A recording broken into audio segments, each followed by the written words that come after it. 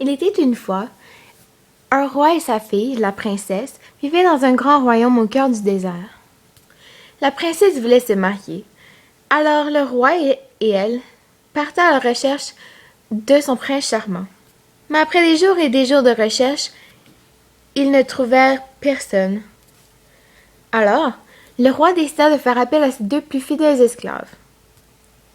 Il leur donnèrent un éléphant chacun et quelques provisions, et leur demandant de partir à l'aventure. Les deux esclaves étaient estomaqués. Comment étaient-ils censés partir dans le désert avec deux éléphants à nourrir et deux humains à nourrir aussi, avec si peu de provisions?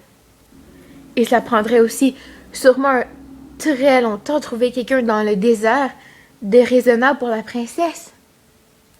Ils étaient désespérés.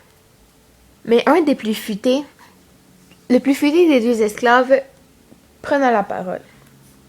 Il suggéra qu'ils avaient un sorcier pour voir ce qu'il pouvait faire pour eux. Alors ils partèrent voir le sorcier, et le sorcier leur suggéra d'agrandir les pieds des éléphants pour qu'ils puissent marcher plus vite et en finir au plus vite avec cette mission.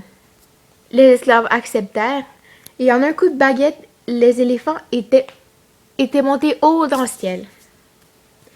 Ils marchaient dans le désert, et tout allait bien.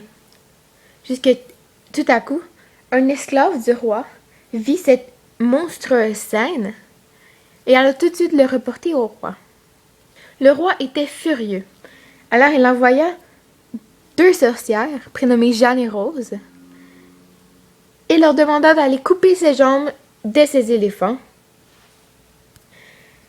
Les deux sorcières embarquèrent sur leur balai et partirent à toute vitesse.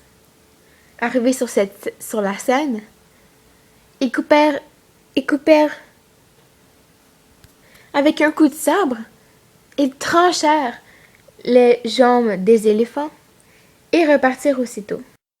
Les éléphants tombèrent du ciel et atterrirent par terre avec un gros boom, et gravement blessés. Leurs éléphants, leur seul moyen de transport, étaient en agonie par terre et étaient sur le point de mourir, et même eux étaient dans un très mauvais état. Ils ne sauraient pas s'ils pourraient continuer le chemin, et même survivre. Mais tout à coup, un jeune garçon arriva et leur demanda s'il était encore vivant. Le jeune homme s'assura qu'il était. Le jeune homme les aida à se relever et leur donna un peu de ses provisions pour les nourrir, les esclaves et leurs éléphants. Les deux esclaves n'en croyaient pas à leurs yeux. Il était enfin là, le jeune homme qu'ils cherchaient depuis si longtemps. Et les deux esclaves lui demandèrent d'aller rencontrer la princesse, et le jeune homme ne pouvait pas être plus heureux. Ils rentrèrent peu de temps après au château, et la princesse était fou de joie.